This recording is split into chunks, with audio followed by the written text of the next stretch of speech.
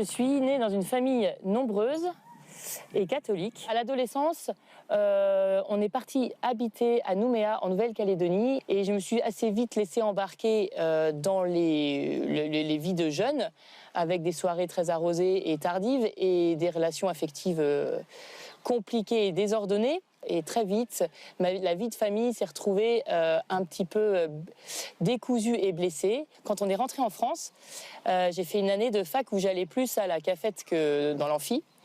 Et beaucoup de soirées étudiantes, etc. Et j'ai retrouvé une amie qui, à ce moment-là, a vécu des choses très difficiles. Elle se posait la question de l'avortement. Et du coup, je voulais l'emmener, j'avais ce désir de l'emmener, malgré le fait que moi, je ne pratiquais plus, dans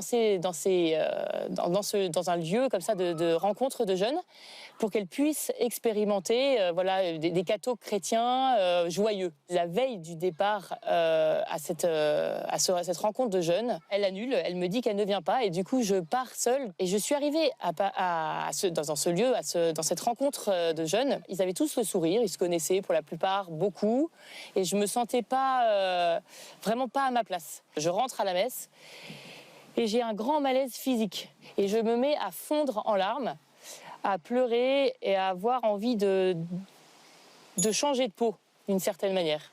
Et je lève la tête au ciel et je dis « Jésus-Christ, si tout ce qu'on m'a dit sur toi est vrai depuis mon enfance, viens me le prouver, parce que moi, je ne veux pas vivre comme ça.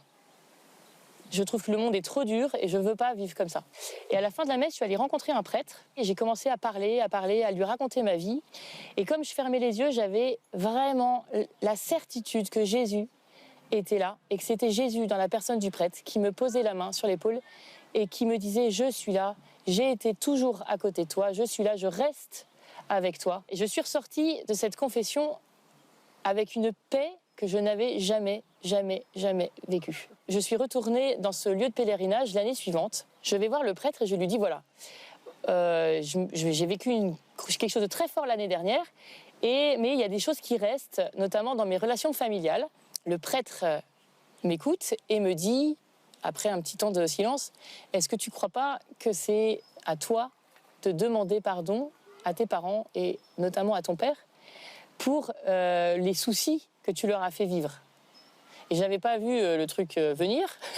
Du coup, après un bon moment, je suis allée retrouver mes parents et je suis allée leur demander pardon pour l'ado que j'avais été. Voilà, et aujourd'hui, on a une relation vraiment très forte et chouette, quoi. Et c'est grâce à ce pardon échangé.